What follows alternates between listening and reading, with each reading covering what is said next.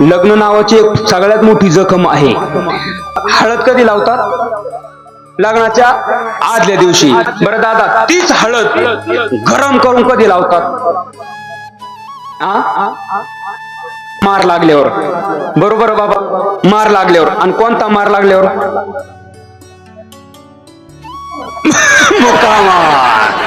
मुक्का मार लागल्यावर ती हळद लावतात. मग नवरदेवाला त्या महिला हळद लावताना सांगत असतात की बाबा रे, तुला इथून पुढे लय मुक्का मार सहन करायचा आहे, एक खट्टी घे हळद लावून आजच, म्हणून एवढी हळद लावतात त्याला.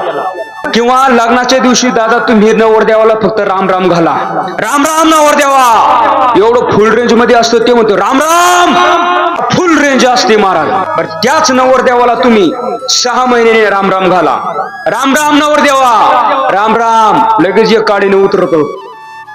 बरं, त्याच नवरदेवाचं डीपी सोबत भांडण होऊ द्या आणि मग तुम्ही राम राम घाला. डीपी नाही कळाली तुम्हाला? डीपी नाही कळाली? अहो, अर्धांगिनी म्हणजे डीपी, आपण म्हणजे मीटर, पोरं म्हणजे वायरी, आणि वायरमॅन म्हणजे सासू सासरे.